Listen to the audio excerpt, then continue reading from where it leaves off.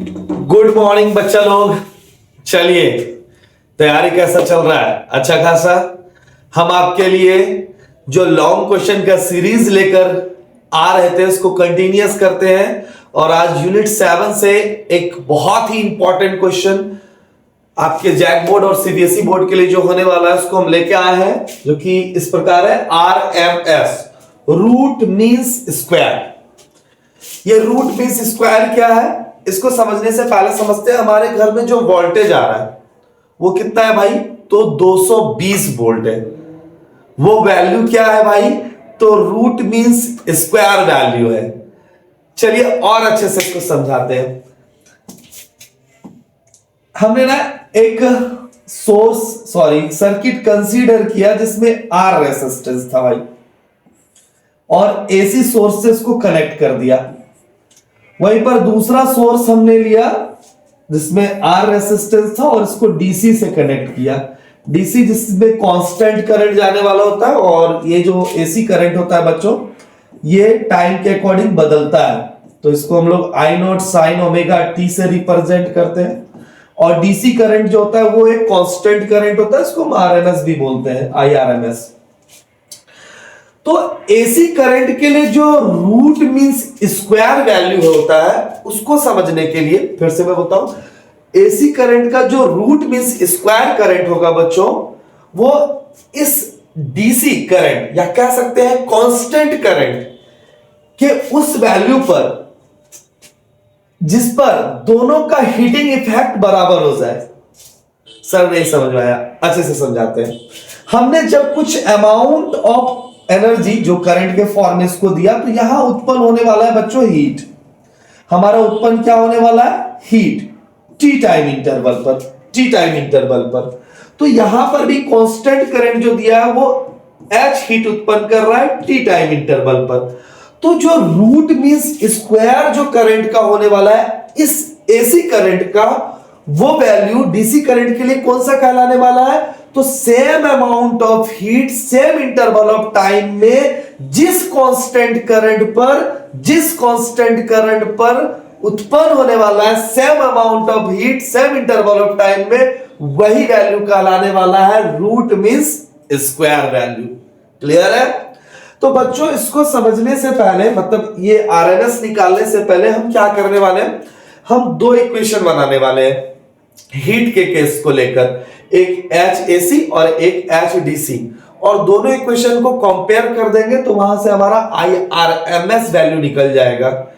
तो इस वैल्यू को निकालने के लिए सबसे पहले हम क्या कंसीडर करते हैं कि आर रेसिस्टेंस में जो हीट उत्पन्न होता है उसका जो इक्वेशन होता है वो होता है इस प्रकार, एच बराबर आई स्क्वायर आर और टी, आई स्क्वायर और टी टाइम इंटरवल पर जो हमने उत्पन्न किया है वो टी है बच्चों। तो अगर हम यहां से इस डीसी के लिए इसको कंसीडर करें तो ये हो जाने वाला आई आर एम एस, आप स्क्वायर डाल दें आर और टी। वहीं पर बच्चों हम देख रहे हैं जो हमारा जो एसी करंट है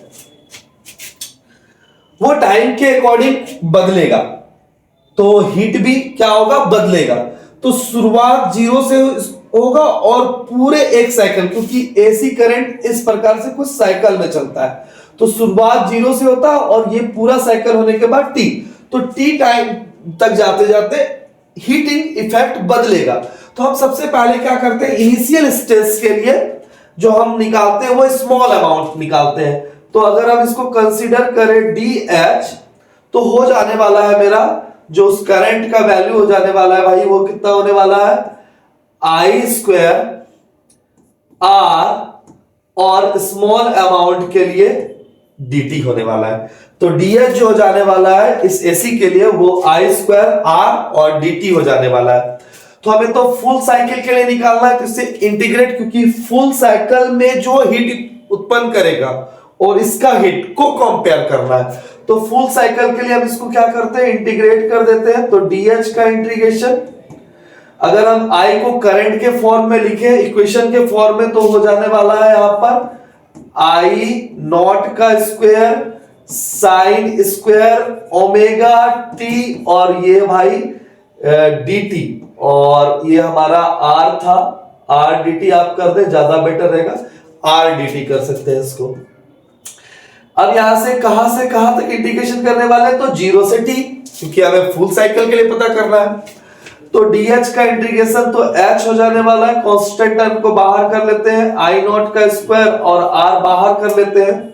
यहां पर जो अंदर बच जाने वाला है वो साइन स्क्वायर ओमेगा t और dt, 0 से t। अब यहां पर बच्चों एक थोड़ा सा मिथ है, मिथ नहीं कह सकते हैं, एक फॉर्मूला जो कि अक्सर बच्चे भूल जाते हैं। हमें पता है, जो मैथ्स के स्टूडेंट है वो तो अच्छी तरह से इसको जान रहे होंगे, साइन स्क्वायर थीटा का फॉर्मूला होता है 1 माइनस कॉस 2 थीटा अपॉन में 2। फिर से हम आपको बता दें, साइन स्क्वायर थीटा का एक फॉर्मूला होता है 1 माइनस कॉस थीटा अपॉन में 2। तो अगर हम इस इक्वेशन को उसमें अरेंज करें तो देखते हैं आई नॉट का स्क्वायर आर और साइन स्क्वायर की जगह 1 माइनस कॉस और 2 और थीटा की जगह भाई है हमारा ओमेगा टी, लिख सकते हैं सर, और अपॉन में टी, लिमिट कितना 0 से टी, और ये डी टी इस प्रकार रहेगा। हमने क्या किया, इस साइन स्क्वायर ओमेगा टी को साइन स्क्वायर थीटा के केस में पुट करके 1 माइनस कॉस थीटा अपॉन 2 का रूप दे दिया। ठीक है, क्या क्लियर है इतनी बातें? अब हम इसको क्या करने वाले, h वैसे का वैसे, आई नॉट स्क्वायर भी वैसे का वैसे भाई, 1 जाके मल्टीप्लाई होने वाला है बच्चों t से, इस 2 को बाहर भी आप कर सकते हैं। 1 का मल्टीप्लीकेशन होने वाला है 2 से, तो सॉरी 1 का मल्टीप्लीकेशन होने वाला है dt से, तो यहां से dt हो जाएगा। हम इसको एक बड़ी ब्रैकेट में लिखते हैं, इस 2 को हमने बाहर कर लिया। तो 1 जाके dt से मल्टीप्लाई होने वाला है, तो लिमिट कितना लगने वाला है 0 से t माइनस कॉस 2 ओमेगा, इसको हम मिटा लेते हैं ताकि ज्यादा बेटर रहेगा आपके लिए, थोड़ा सा ये लकीर आ गया है। तो यहां पर से माइनस के कॉस 2 ओमेगा, t जाके मल्टीप्लाई होने वाला है हमारा भाई dt से,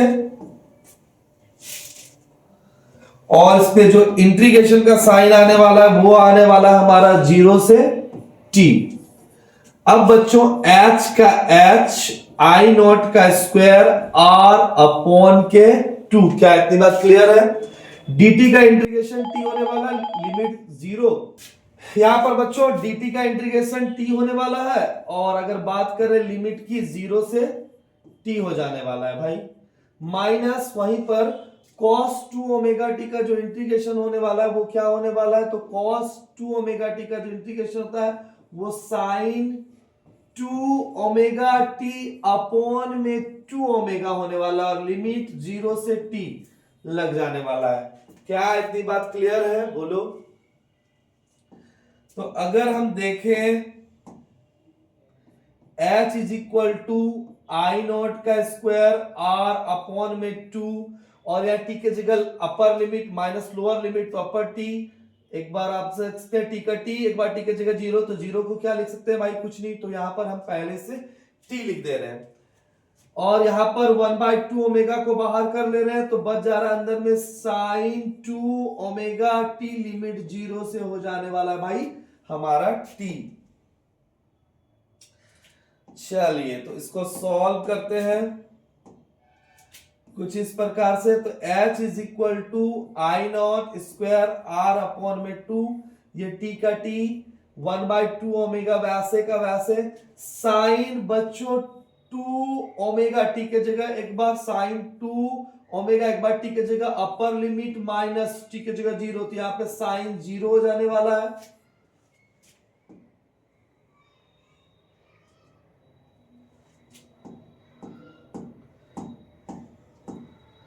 तो h is equal to I naught का स्क्वायर r अपॉन में 2 बच्चों, या t 1/2 ओमेगा, साइन 2 ओमेगा के जगह 2 पाई बाय t, हमें पता है भाई ओमेगा बराबर 2 पाई अपॉन में t होता है, तो 2 पाई अपॉन में t, और ये t और साइन 0 का वैल्यू जो हो जाने वाला है वो हमारा 0 होता है।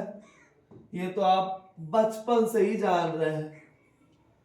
थोड़ा सा पेन के, साइन 0 का वैल्यू ये 0 होने जाने वाला है। क्या इतनी बात क्लियर है? ये t से t कैंसिल हो गया, साइन 2 2 जब 4 पाई, 4 पाई का वैल्यू 0 होता है, तो ये 0 और माइनस 0, तो यहां पर क्या हो जाने वाला है, h बराबर आई नॉट का स्क्वायर r अपॉन में 2, और ये तो पूरा टर्म 0 हो जाने वाला, और ये t आ जाने वाला है।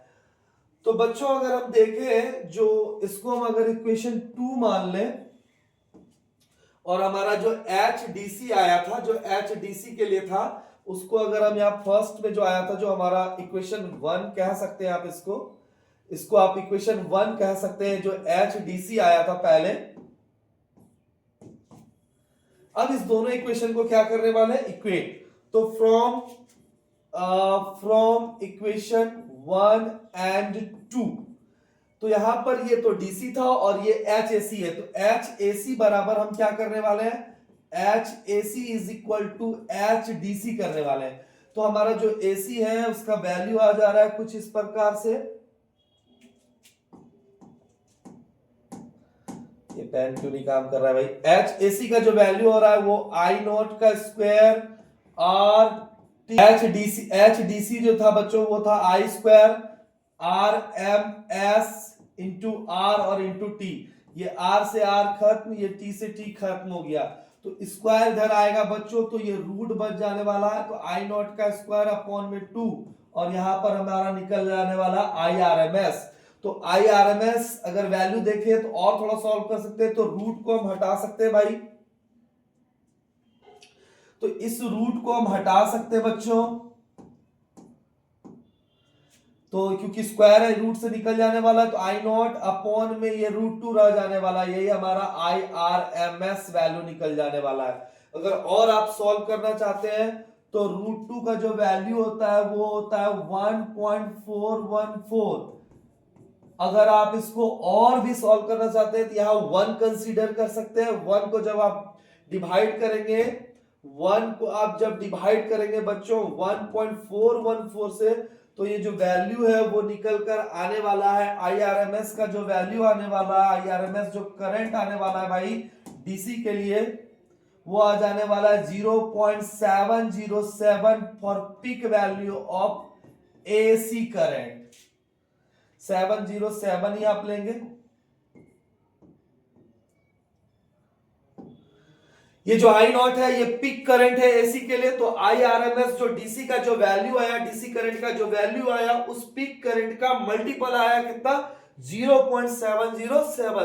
तो आप किसी भी क्वेश्चन में आपको आईआरएमएस करंट निकालने बोलता है तो आप क्या करेंगे, फॉर एसी करंट का उस एसी करंट के पीक वैल्यू को किससे मल्टीप्लाई कर देने वाले हैं, 0.707। और बच्चों जैक बोर्ड के बच्चे खास करके इस बात को याद रखेंगे कि आपका एक न्यूमेरिकल आता है कि एक एसी करंट दिया रहता है जिसमें पिक वैल्यू आपको पता रहता है और उसको आईआरएमएस करंट में वैल्यू को मांगा जाता है। तो याद रखेंगे आईआरएमएस करंट का जो वैल्यू होगा उस पिक करंट को हमें मल्टीप्लाई करना होगा 0.707 से। ठीक है, क्लियर, बाय।